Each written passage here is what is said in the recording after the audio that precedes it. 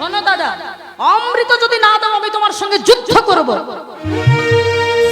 যখন যুদ্ধ শুরু করেছে, দেবরাজ ইন্দ্র না পেরে তাড়াতাড়ি করে দধিচি মুনির হাড় দিয়ে তৈরি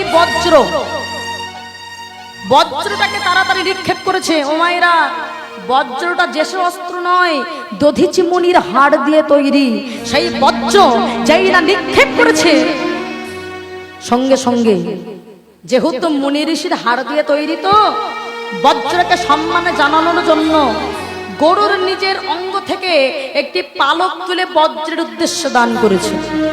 যেই না দান করেছে, বজ্র ওই পালকের গায়ে এসে আঘাত করে সঙ্গে সঙ্গে ওখান থেকে ফিরে আবার চলে গেছে। বাবা, পালকটি পুড়ে গেল। এইবার দেবরাজ ইন্দ্র বলছে, দেখো গরুর, আমি তোমাকে অমৃত দিতেই পারি, কিন্তু তুমি অমৃত চাইতে এসেছো কার জন্য? সাপীদের জন্য।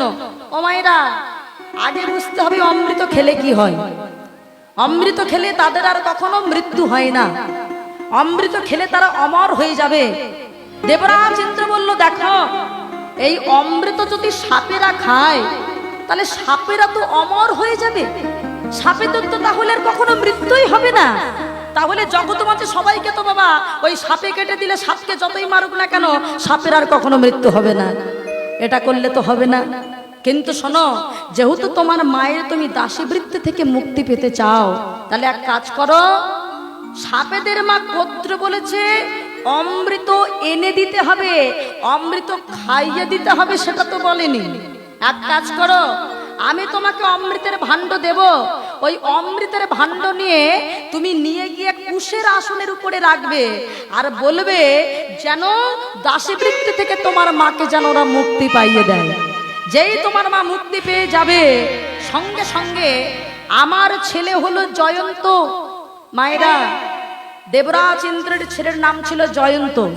বলছে, শোনো, আমার ছেলে জয়ন্ত যে অদৃশ্য হয়ে যেতে পারে, আমার ছেলে গিয়ে ওই অদৃশ্য হয়ে ওই কুশের আসনের উপর থেকেই ওই অমৃতের হাড়িটি নিয়ে আবার চলে আসবে। আর যখন চলে আসবে, সাপেরা ভাববে বোধহয় বেশিক্ষণ মনে অমৃতের হাড়ি থাকে না। হ্যাঁ, এটা ভেবে যখনই কুশের আসনের উপরে জিভ দিয়ে চাটবে, তখন এই সাপেদের জিহ্বা হয়ে যাবে দ্বিধা খণ্ড। বোঝা গেল মায়েরা? দেখি মায়েরা বলতে পারে কিনা, ও মায়েরা, সাপেদের জিভ কেমন? দুভাগ আছে না? কেন হলো? এটাই কারণ। দেখুন, শুনলে অনেক কিছু বোঝা যায়, আর না শুনলে মনে হবে কি যে বক বক করছে, কি জানে বাবা, মাথা মুন্ডু বুঝতে পারছি না।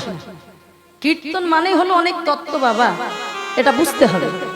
সাপেদের জিহ্বা হয়ে গেল দ্বিধা খণ্ড এই কারণেই, যখনই এমন করে বলে দিয়েছে, সেই মতো ওই অমৃতের হাড়িটা নিয়ে এবার যখন গরুর চলে যাচ্ছে, গরুর যেতে গিয়ে সৌভরি মুনির আশ্রমের ওখানে একটা বাবা, এই যে কদম্ব বৃক্ষটা, এই কদম্ব বৃক্ষের ওখানে হাড়িটা রেখে ওই দুদণ্ড বিশ্রাম নিতে চেয়েছিল।